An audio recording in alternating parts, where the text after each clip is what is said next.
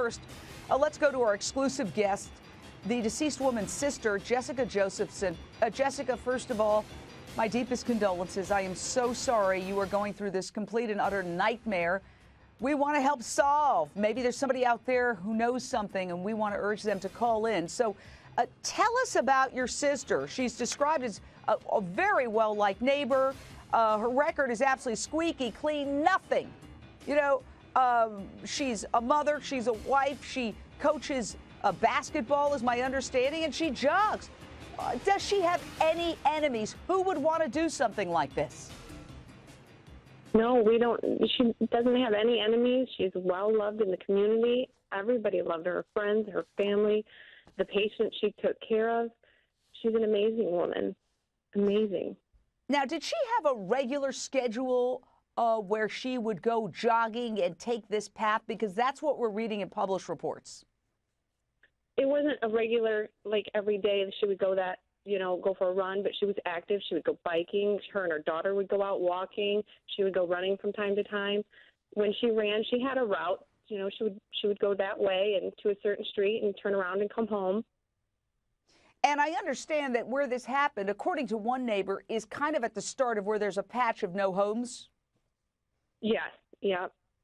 So somebody sees her jogging in an area where there are no homes, and essentially, and I hesitate to use this word, I know this is very, very painful for you, kind of, executes her, and we don't know why. Now, let's ask this question. When was the last time you spoke to her, and how was she feeling? Was she happy? She's married. She has a beautiful 11-year-old daughter. What was going on with her? Nothing was going on with her. Like we said, she's always happy. She never had an issue with anybody. I don't know the exact time I spoke with her last, but every time I talked to her, it was always, what are you doing? You want to come over? Planning something or just hanging out.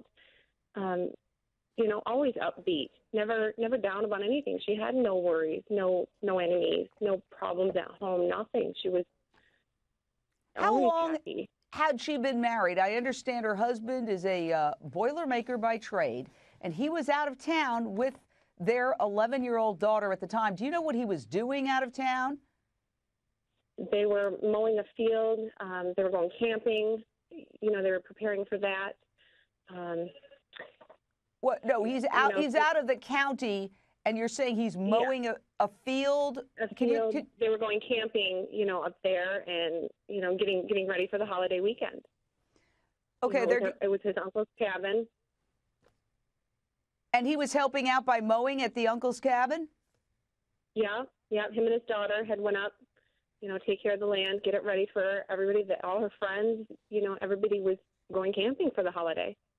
So in other words, that's an area where the family normally goes, and he had gone up earlier as we're approaching the July 4th holiday to kind of get the place ready for the rest of the family who would have like a family gathering? Yeah, definitely. Yep. And, I just asked this because we just have to look at all aspects. How was their marriage? Everything good in that area? Oh, yeah. Yeah, good marriage. He's a good man, a good father. She loved him dearly. And she do everything. She held this, household together. She did everything. Well, and there's absolutely no explanation that anybody could think of. As one relative said, there is no explanation that makes any sense. Do you have any theories about what happened to your precious sister, Jessica? I have no theory. It was just an awful, awful thing for somebody to do to anybody, let alone my sister. It's horrible, absolutely horrible. She has an 11-year-old daughter. How is the family dealing with that? How are they explaining this? From an 11-year-old child's point of view, she's surrounded by friends, her cousins, she's handling it, I think, well for a child her age. It will be something she will deal with the rest of her life. Did your sister have any ex-boyfriends from the past who may have been obsessed with her? Did she have any financial or business dealings? No. She has been with Kevin for almost 20 years. They married, this year would have been their 5th wedding anniversary. There's nothing like that. No. No. And his business is no lawsuits, nobody would want to target her to get back at him? No. They're, like I said, they're both well known throughout the community. He's a wonderful man.